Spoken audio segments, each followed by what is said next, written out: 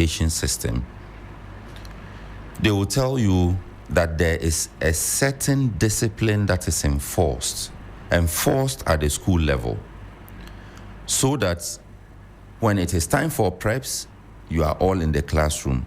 When it is time for dining, you are all in the dining hall. Right. When it is time for sleep, you are all on your beds. In fact, the school that I went to, if it is time for siesta and you are found in the classroom or in the library, your punishment will not be small. It is not because the school doesn't want you to learn. In fact, the school is happy that you are learning. But the school also wants you to rest. Right. Because the rest is equally important for your well-being. And the school is also teaching you to do things that there's an appointed time for everything. So you don't wait when your colleagues are at morning mass in the chapel. That's the time you are now ironing your classwear, or the time you are now in the dining hall. No. There's time for you to go to church. Or you don't wait when your colleagues are at preps. That's the time you say you want to go and pray to God. It is a seminary, but they will punish you. Okay. Because the time that you want to go and pray to God, you are supposed to use that time to work. Because the church is not teaching you to fold your arms and sit down and wait for a certain God to come from heaven to solve your problems for you. The church is teaching you discipline, that your steps must be ordered, your activities must be planned, and your life must be planned. So that schedule is there for you, and it is for strict adherence. You don't say because you are in a mission school, in a minor seminary, for instance, 7 p.m., everybody is in the classroom, they are learning, they are going through the day's lessons and preparing for the following days, and that's the time you are now holding a bell and ringing, Jah Jehovah, the Lord is coming, repent. No, they will punish you, even though it is a seminary. Okay. Because there is time for everything. And that translates into effectiveness in learning. That you don't waste your time. That you are supposed to do this at this time, and you have 1 hour to do that learning. So after that 1 hour, you have to be at the next place. So you must maximize the 1 hour that you have been given. That also teaches you time management. Not to slide tackle you, Sixtus, because we'll also be engaging with Muslim cleric Mustafa Abdul Latif Sani. In this foundation that you have laid, you know, in what I think happens in a lot of these mission schools, that discipline according to a scheduled timetable, is there anything that would disallow for flexibility in accommodating other faiths?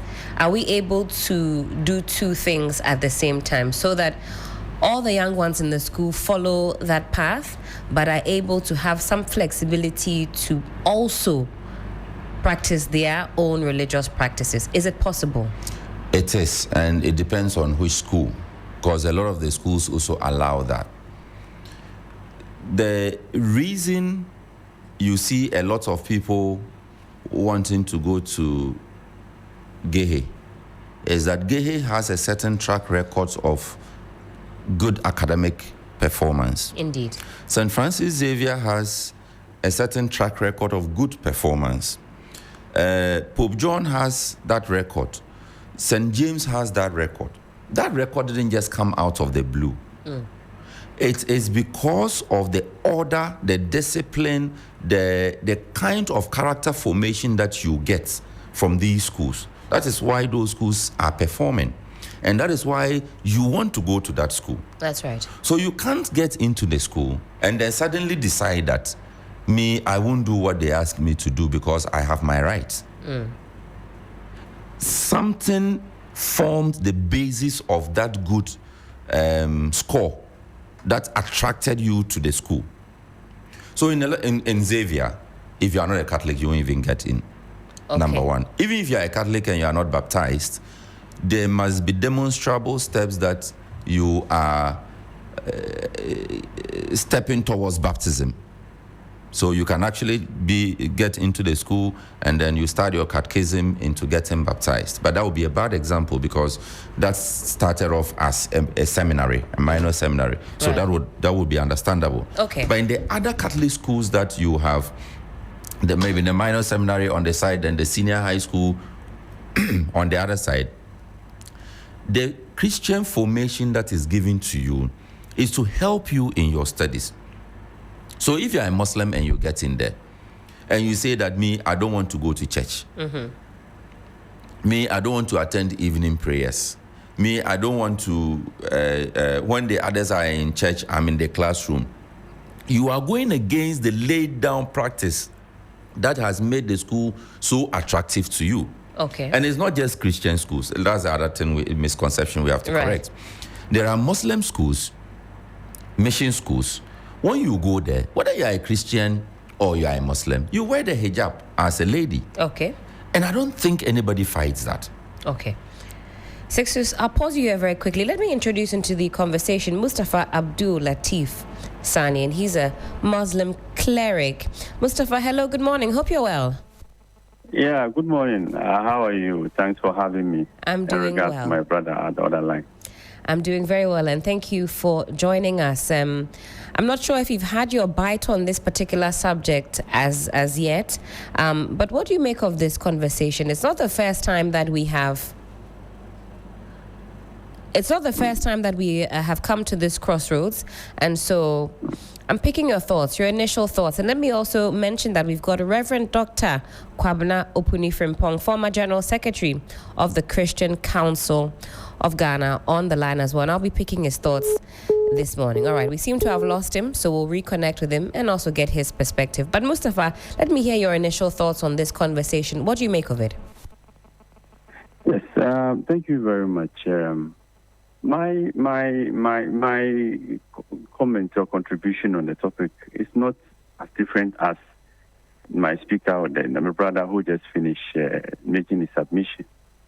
But you see, what we have to know is that yesterday I made this comment during the 12 o'clock news that you see, we all have got our own different faith, different way of doing things. But what we have to know that we are living in a community. I mean, where you cannot say that because I'm practicing a particular faith. So, I mean, automatically anybody who comes to me, now you understand me, must go to the way I do my things in terms of religion or in terms of faith. That is not practical.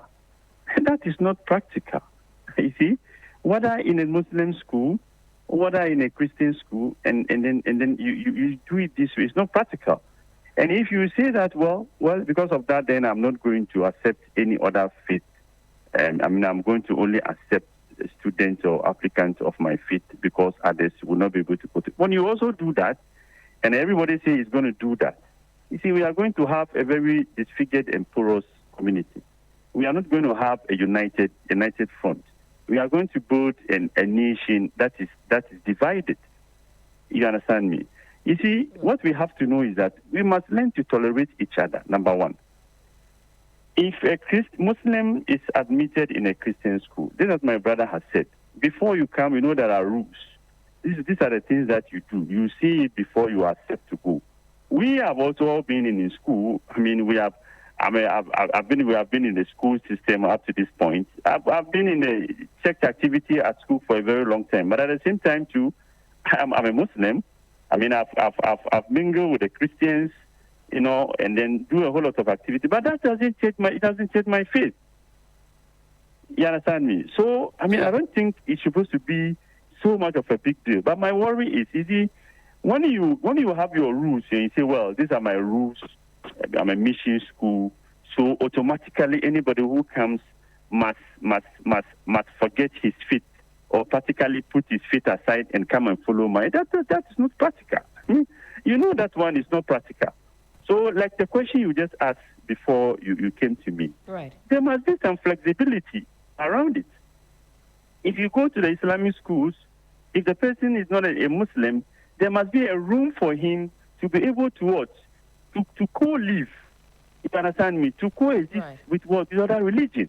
So that in that case, then we are promoting the interfaith, a tolerance that we want, and we tend to understand each other. You end up knowing that, oh, okay, as I'm back and then I'm seeing Christians are doing a particular thing. As you come closer to them, where you understand why they are doing certain things, you learn. The same thing too if you are a Christian. When we mingle, you understand certain things of what the Islamic religion. When we do this thing, then we are building a nation that is united. The fact of the matter is that whether you read the Bible or you read the Quran, God has not created this with same similarity. He created it with differences. There is differences in faith.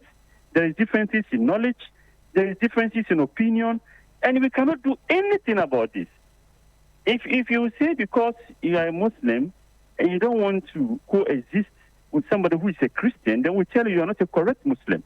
The same thing if you read the Bible, if you say you are a correct Christian and you say that you don't want to accommodate somebody who is a Muslim, he must automatically behave like a Christian when he comes to your home, you are not a correct Christian. Because both books are teaching tolerance, interfaith. If you say you know God, you must see God in everything that you do. That aside, now on the issue of discipline. Right. You see, discipline is different from faith. You understand? Like I'm telling you, I have been to school. I've done church activities. On Wednesdays, we go to church, we go and sing. But I'm a Muslim. We are many. We go and then we do it. It didn't change my faith. The same thing too, we have some other Christians. Sometimes they come and they mingle us with us.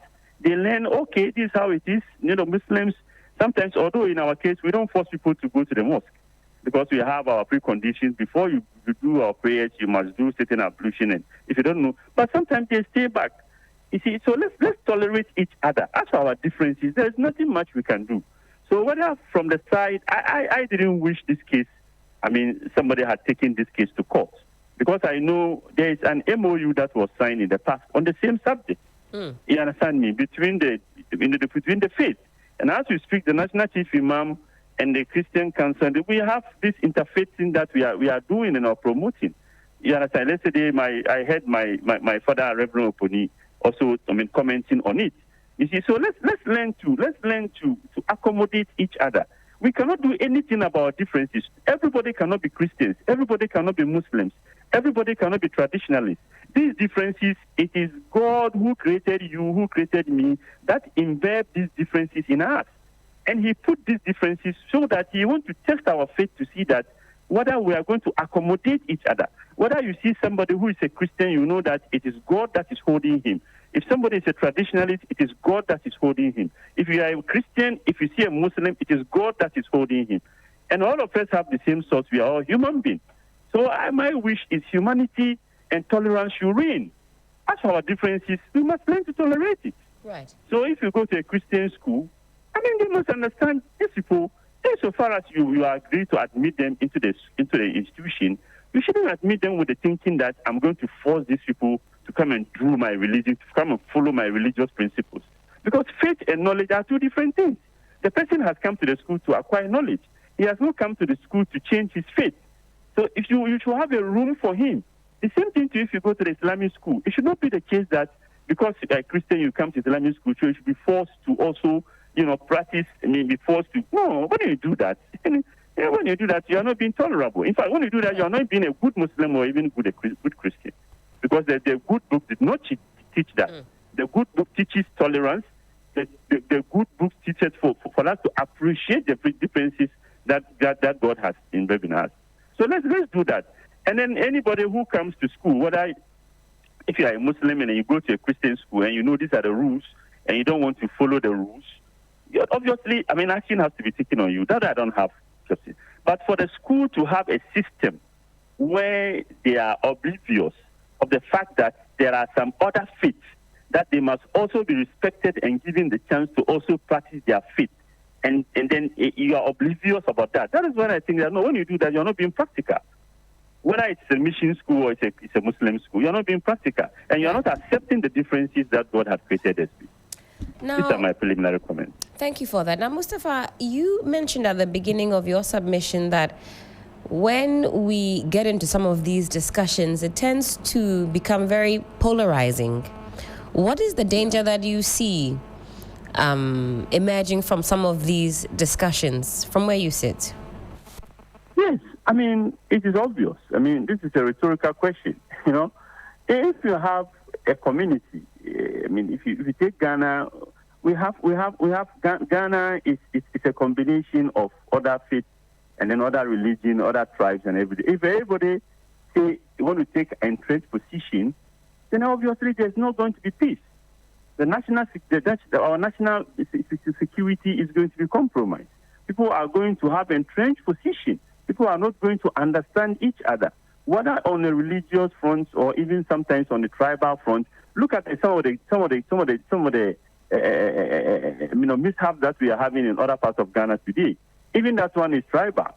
You understand me? Sometimes, even on political line, we take entrenched position, whether on tribal line, whether on religion. If we take entrenched position, obviously, security and peace that we are yearning for, we are not going to get it. And if you don't get it, in the first place, you can't even find time to do your religion very well. I mean, to practice your religion. Because if there's no peace, there's no security, then what are you going to do? Everything is going to collapse. The economy will collapse. Our social, good social being that we are having social relations, everything is going to collapse. There wouldn't be Ghana. You understand me? So we have to accept the fact that all of us need to collectively put our hand on deck in terms of what? I mean, appreciating and tolerating towards the national interest. Right. That is why you see, if you see the Constitution, I mean, it has given right to everybody. And obviously, I mean, if you want to step on somebody's right in terms of practicing his religion, it's not acceptable, because what is good for good is good for Ghana. The same thing too, if you also go somewhere and someone say that, well, since it's an Islamic school, I mean, for instance, on Sundays you want to go to church, there's a church nearby, we will not allow you to go since you're an Islamic school. That is also wrong. You understand me? Or we must learn to tolerate each other. Right. Definitely there's not going to be peace if everybody takes an entrenched position. Certainly. Hold that thought for me. Let me also introduce into the conversation. He's back on the line, Reverend Dr. Kwabena Opuni Frimpong, former General Secretary, Christian Council of Ghana. Rev, hello, good morning. Hope you're doing well. Yes, good morning, and let me say good morning to your viewers and your team.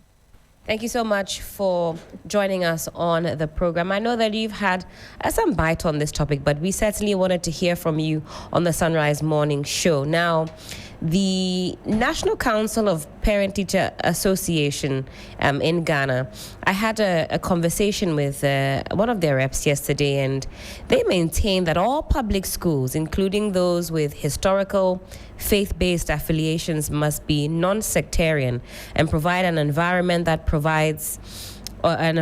respects the religious freedoms of all students as guaranteed in the 1992 Constitution of Ghana. What do you make of that? They cite their key stances as being one that protects the rights of minority and doesn't, promote favoritism of one religion over others. Your thoughts on this particular issue? Yes, let me say that the conversation we are having now has something also to do with the Wesley Girls issue. That Indeed. is before the Supreme Court, and we will want to distance ourselves from that and allow the court to do their work. Certainly. But the recent issue that the Minister of Education raised on the floor of Parliament, I think is what has brought us here at the moment. The issue of rights. Now, the mission schools were there before even independence. We were there during the colonial government and signed memorandum of understanding that brought us to what we call today government-assisted schools. Government came in to assist, not take over. The Constitution of Ghana was people assessment, and the must invest. So just an invest in education, invest in health. That's what we've seen over the years. Including sex. Now, especially colonial, they like that. Apologies, Rev. The line is breaking a little bit. Are you able to reposition so we can get a clearer feed from you? Oh, unfortunately, Rev, I'm not sure if you're on the move, but we'll try and reconnect with you again. We were just getting the thoughts and perspectives there of Reverend Dr. Kwabena Opunifrimpong. He's the former General Secretary of the Christian Council of Ghana, and he was making that assertion that these mission schools have been in existence prior to that government support. Mustafa, you're still on the line with us. That's another issue that has also been circulating in this conversation, that, for schools that were mission funded, even before becoming government funded, they have their characteristics, convention, traditions that maybe should remain as they are. Do you think that conversation still has a place in 2025, or are we failing to move forward, to make progress? Yes, I think that is exactly your tail end of the question. You see, the world is not a static place. The world is dynamic, and there are human beings who are viceroy of God who are living. God has given us sense, has given us understanding. You cannot say the way we lived, our great-grandparents lived 100 years ago, we are going to live the same thing. Gone are the time that, you see nations who think they are more powerful will just move in and then go and kill and take over something. But you see, we need to make progress. We need to let's use our intelligence and let's work some kind of progress. We cannot repeat the past mistakes. You understand me? This is not to say that the mission schools don't have to practice to set their own rules. No. Well, you also say that you are not being fair to them, because obviously the church built a school, they have their way, they want to do their things. We are not saying that don't do. That is your school, that is your rule, that is your religion, that is your faith. But what we are saying is that it's two things. Insofar as you are going to accept others of other faith, which you have to, because if you say you will not, and you want to go on the angle of only admitting people of the same faith, and if other religions also say they're also going to go on that angle, that's what I'm saying, that is dangerous. Because moving forward, we are going to have a divisive world. People, we are not going to have a very divided stand, and we are going to create, unnecessary chaos among ourselves, and then unnecessary misunderstanding and fighting. It's important for us to mingle. So I'm saying that those mission schools will have to accept other faiths. They cannot say they will not under the current, reign or constitutional reign that we are living. Right. But so insofar as you are going to accept that, like you said earlier on, there must be some flexibility for other faiths. Right. You cannot just automatically assume because I have my own principles. You see, allowing flexibility does not mean that throwing your own principles away. Let's get these things very clear. Right. Allowing somebody to practice his religion does not mean that you should not go by your principles and rules. Mustafa, unless, of course, you can make an clear argument that if a Muslim wear hijab, or if a Muslim is given 5-10 minutes to go and observe the prayer during lunchtime or evening, go and observe, you can make a case that it's going against your principles, which would be very wild, stand. I don't know how somebody's prayer will distort just to go and pray, allowed to pray their 5 times daily prayers. Or the only thing is that you have to give them time that is conducive. If it is practice time, that is acceptable. The person cannot leave class and say, I'm going to pray. No, that is true. You have to apply your rules. That is giving you the good result. But you must allow the flexibility and let the people of other faiths know that, look, there is room for you. Just as the good books have taught us that we must live peacefully with people of other faiths. Absolutely. Mustafa, let me reintroduce Rev into the conversation. I hope we have a clearer line so we can hear his submission. Rev, you're back on the line. Please continue for us. Yeah, but on the subject of flexibility, how we do a balanced conversation? All right. While you talk about what is happening in Christian schools, equally talk about what is happening in Islamic schools. Right. To whom Islamic girls, Tia Media. Why should girls who are non-Muslim wear hijab when they are entering campus? Why, in the name of human rights, can students eat pork in Islamic school? Why? Is this still not a fundamental faith issue? But the point I'm making is, all missions at the moment even have signed a memorandum of understanding that Office of National Imam has signed, Ahmadiyya Movement and all those Director General of Education, they have all signed. The issue is we have rights also to make investment in education and in health. And we do this just to also build up our faith, the same that the Muslims and the Christians will do. And we started our schools before independence. The government gave a caveat that if you do X, Y, Z, we will give you money. If you don't do it, we will withdraw. That has been the condition. So we have been in partnership, not takeover. And we have told them again and again that we use our schools for Christian formation. And that is why the mission schools have remained the best schools. So you can't come and say that I am a Muslim, so adjust to suit me. The same way Christians cannot go to Tia Media and assume that I am a Christian, I've come, so serve me pork. You can't. That should be the conversation we must have in the name of flexibility. That if you accept that you are a Christian but you want to be in a Muslim school, then we use the Muslim faith for formation. If you come to Christian school, we will use the Christian for formation. In any way, Wesley Girls has produced a guest prefect who was a Muslim before. If we are not flexible, how come that a Muslim girl can become a guest prefect in a Methodist school? So the point we are making is we've been able to maintain religious harmony. But in the name of religious harmony, nobody to be consumed. And being consumed means that you don't come and impose whatever you want. And this issue is not new. When the St. Augustine issue came, we had some members of parliament, and I think now some of them are in ministerial positions, who push an agenda. And now some churches members are becoming worried. When even it's time for admission, church members cannot get admission in their own schools. And then you admit other people, and even the little we have in nurturing faith in our schools, they come and say, throw it away. You go to church and you want to raise money for church schools, and your members tell you that now, even when I need admission, the protocol thing. So we are saying that we also have interest. Why we want to have open our door for others, but don't come. You have options, choices. If you decide that you go to Muslim school, but you come to Christian school, then before you make the choice, the parents must know what they are choosing. Our Chair Prempeh College Board has board them, and we know what it takes. You can't say that, now go to Tia Ahmadiyya even before I go Prempeh.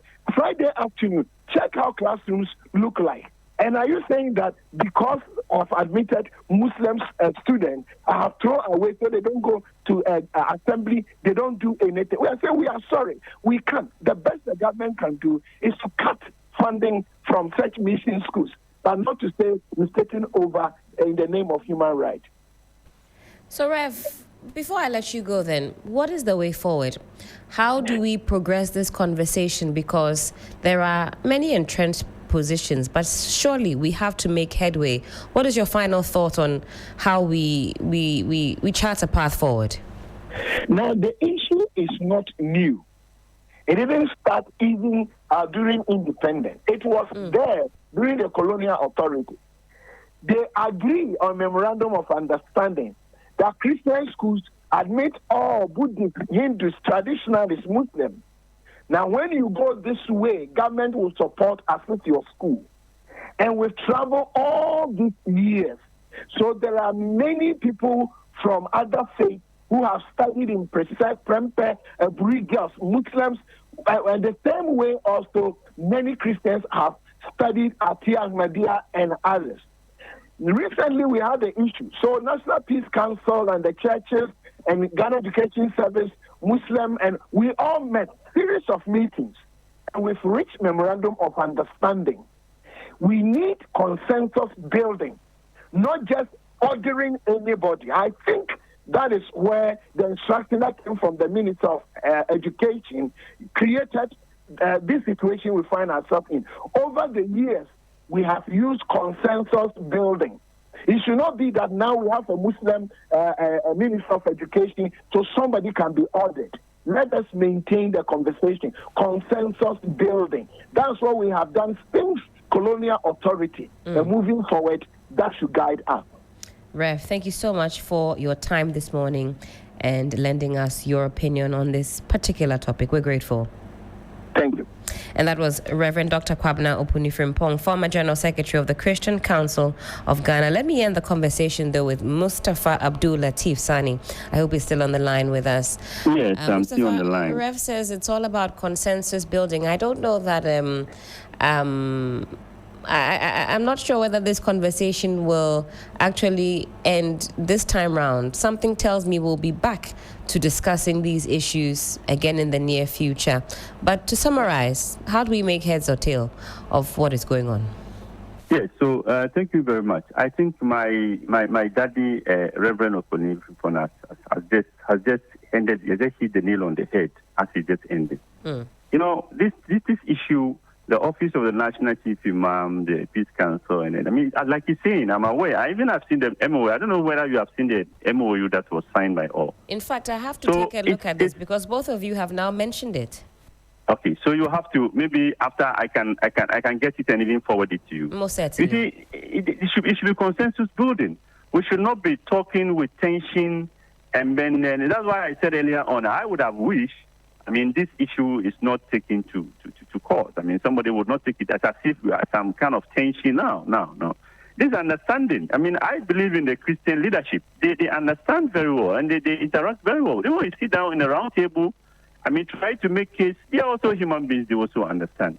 You understand me? But in all, like he's saying, although he said some examples of the issue of flexibility, I mean, practically anybody practicing his religion anywhere he finds himself should be allowed to, whether from the Christian perspective or from the Islamic perspective. So like he said, it's consensus building. It's coming to the table to talk and have understanding. It's not about taking entrenched position. Taking entrenched position will not lead us to anywhere but distraction. Certainly, Mustafa. Also, very grateful for your time this morning and for lending your opinions to the discussion this morning. That was Mustafa Abdul Latif Sani, and he is a Muslim cleric. 10 minutes to the top of the hour. Let's pause now for a quick break. When we return, we wrap up on another